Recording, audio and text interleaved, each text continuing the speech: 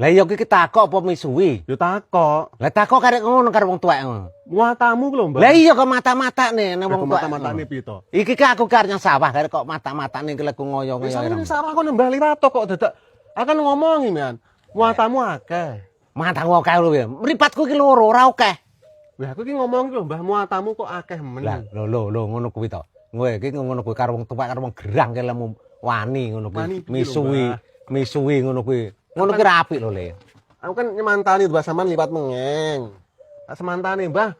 Muatamu kok akeh. Akeh piye? Lek mripatku ki loro. Wah, kok Ora akeh.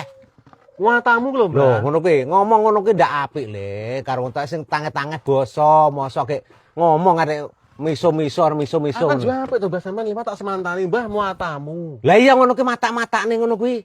Apa masamu ki bener ngono ki?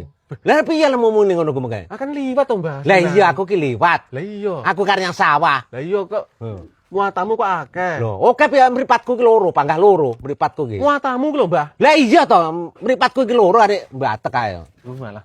Muatamu ku lho, Mbah. Lah kok ki pakai piso-piso karo wong tuwek ngono kuwi. Kok bisa-bisa piye to, Mbah? Lah piye mata-matane ngono kuwi mengke? Muatamu ku lho, Mbah, muatamu. Lah iya ngono ki ndak misuhi karo wong tuwek ngono kuwi. Lah aku iki nyemantani sampean liwat. Nek wong tuwek liwat tak semantani, Mbah, muatamu akeh. Lah iya manyemantani ki aja ngono-ngono ki kleru ngono ki, ora Kleru sopan karo piye? wong tuwek ngono ki. Matamu mata-matane ngono ki ndak bener ngono. Muatamu ku lho, Mbah. Lah iya, njajale. Ngono ki karepmu dhewe apa kongkonan ngono ki. Muatamu, Mbah. Lah iya takok lek takok sing iki karo agiumu bareng ngenen basa ukarane iki sing marik-marik apik ngono. Ngono ki ndak bener.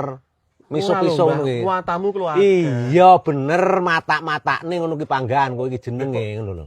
Jenenge wong nyemantani ki kaya guyub rukun kok e. Wah, lah iya kan kujub rukun ki tapi sing sopan lek takoki Iya ngono kan kuwi. nyemantani, Mbah, muatamu. Lah iya ngono ki ndak mata-matane ngono ki jajale.